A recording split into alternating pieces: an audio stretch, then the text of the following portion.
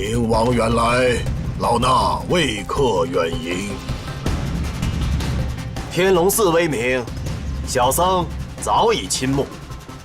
今日得见宝刹尊严，大为欢喜啊！阿弥陀佛。小僧我这次来，是有一个不情之请，还望诸位高僧大德能够大发慈悲呀。明王与慕容先生相交一场，即是姻缘，姻缘极尽，何必强求？慕容先生以往生极乐，与人间武学，又岂在错意？方丈所言，甚为至理。只可惜小僧我生性愚钝，实在是放不下这旧友之情啊。昔日我与慕容施主谈武论剑，论及剑法，他首推你们大理段氏的六脉神剑为首，只可惜他也未曾见得。这可是施主一生之大憾事啊！小僧曾经夸下过海口，要借得六脉神剑的剑经，借于施主一阅。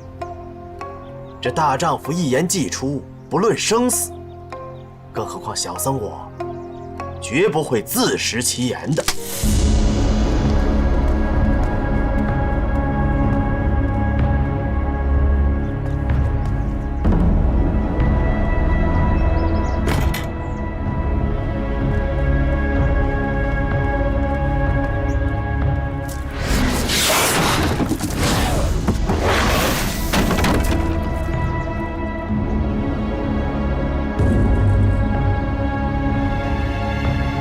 这宝匣里放着，可是3本奇书，都是慕容施主生前亲笔手书，记载的是少林寺72绝学的练法要旨，以及破解之道。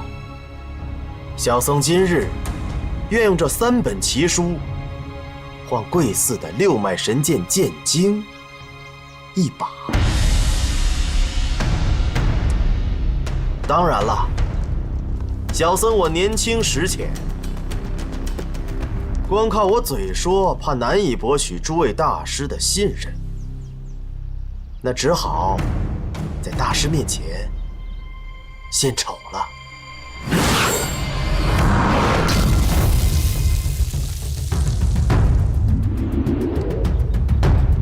拈花指，小僧的拈花指指力，自然是比不过少林寺的玄度大师。这多罗叶指嘛，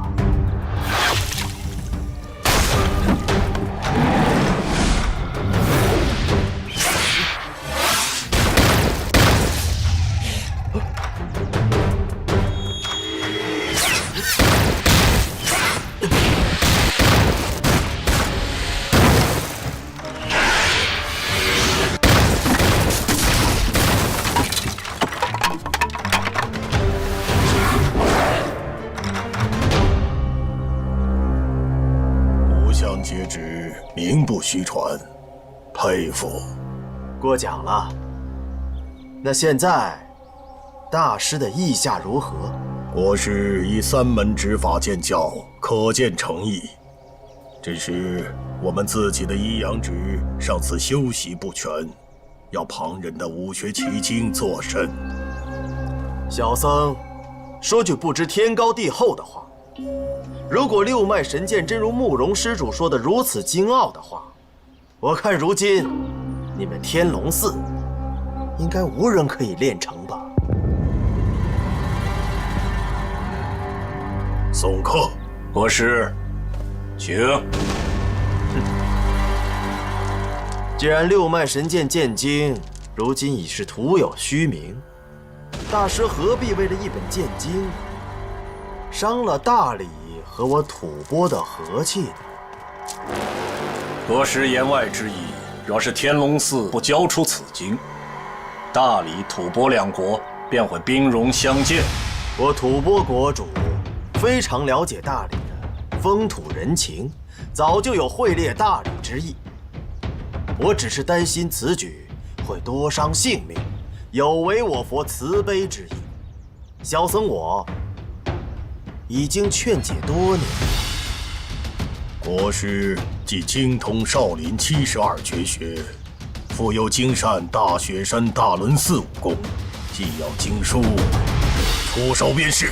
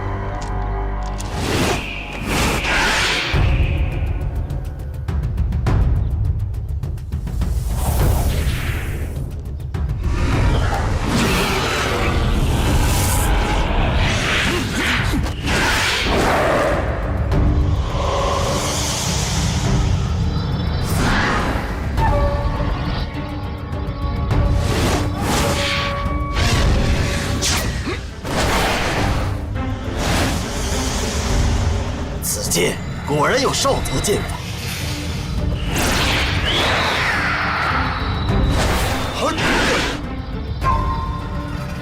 好，中冲剑法。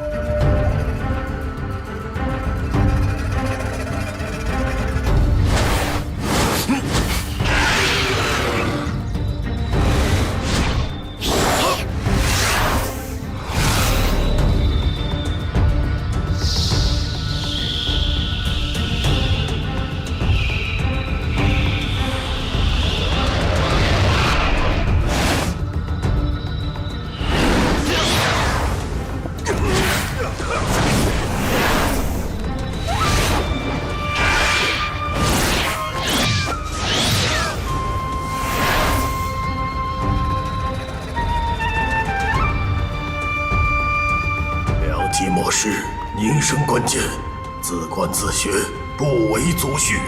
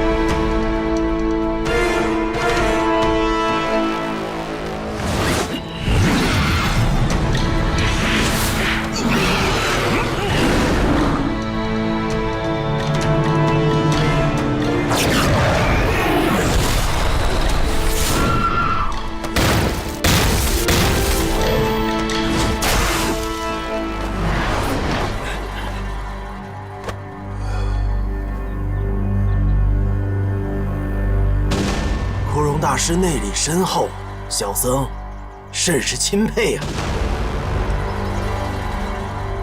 不过，你们这个六脉神剑，就是浪得虚名。如何浪得虚名？倒要领教。当年慕容施主亲慕的是六脉神剑剑法，而非六脉神剑剑阵。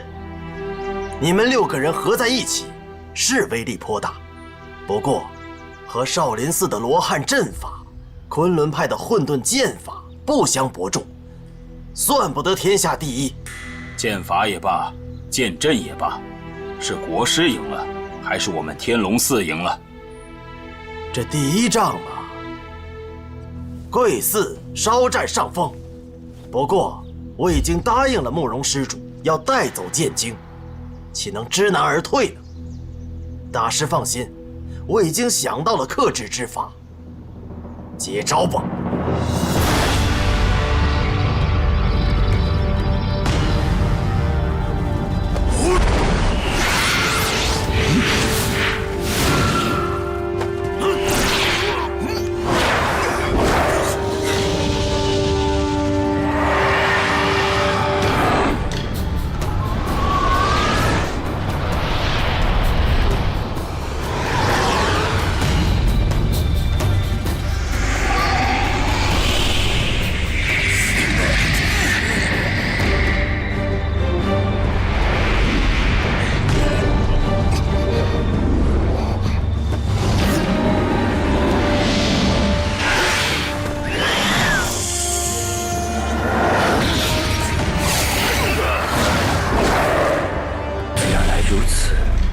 他这一掌之上可以生出数股力道，而伯父他们只能舍剑用掌。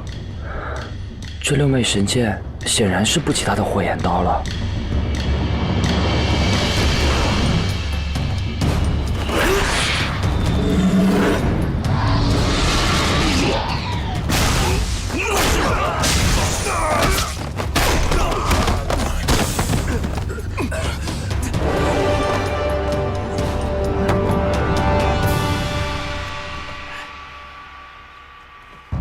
得罪了。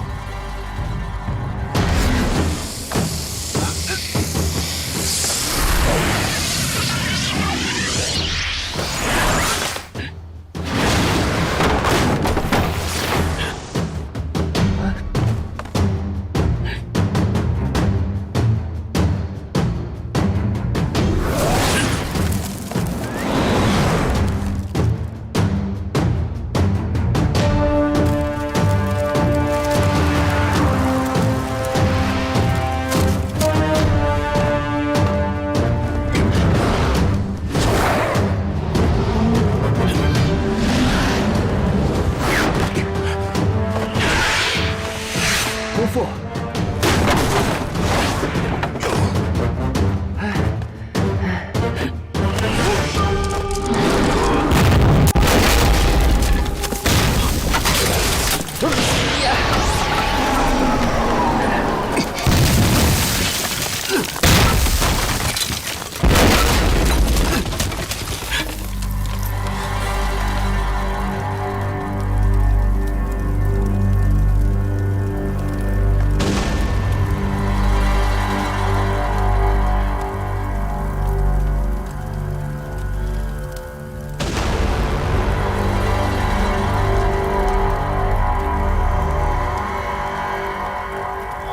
枯荣大师，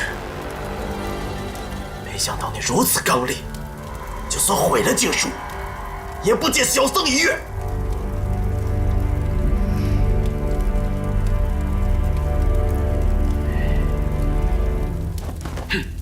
罢了，贵寺的经书毁在小僧手上，小僧心中十分不安。不过，我看这六脉神剑，并非一人之力所能练成，拿着经书也就没用了。小僧告辞了。不错。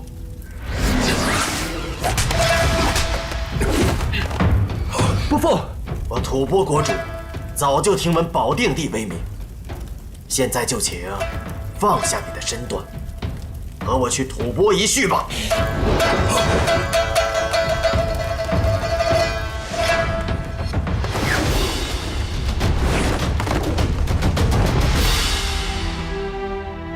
诸位大师，小僧并无加害之意。如果你们再是苦苦相逼的话，那我可就不敢保证了。放开我伯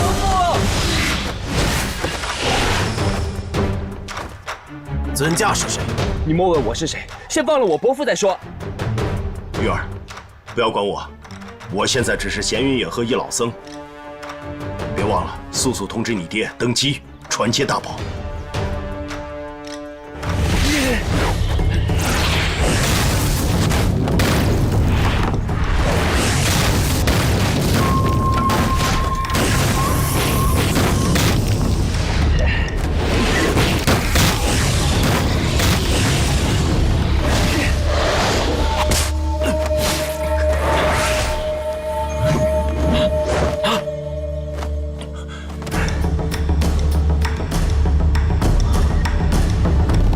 尊驾仗着这奇异的步伐，居然敢偷袭本座！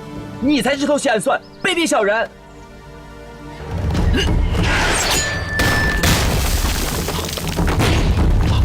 六脉神剑，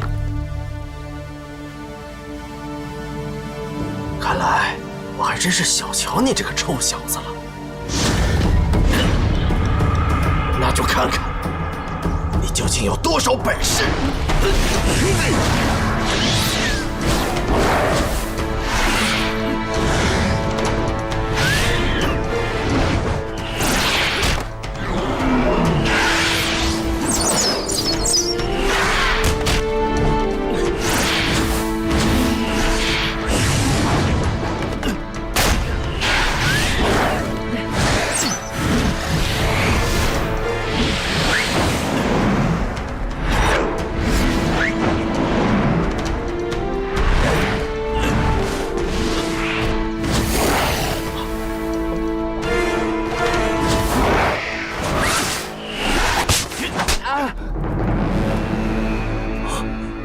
你们毁了一本死的经书，我带走一部活的。